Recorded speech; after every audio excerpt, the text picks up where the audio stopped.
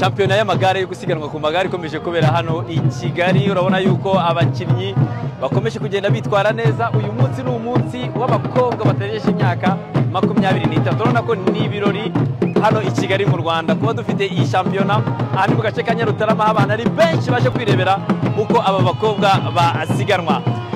Uyu munsi ni uraza gutwara umudari wa zahabu. Urabona yuko bari kwihuta. Iyi ni round ya 4 bamaze gukora. Ariko nanakwibutsa ko RNIT Iterambere Fund ni ikigega cyashyizweho na leta y'u Rwanda. Imyaka imaze kuba 9, aho ukanza akanyenyeri 589 akadirishya wakwizigamira nawe ukabona inyungu nyinshi zitari nkeya.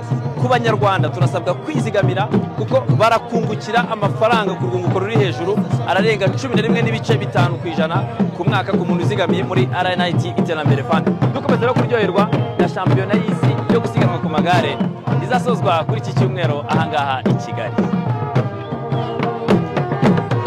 Abakobwa barihuta basi.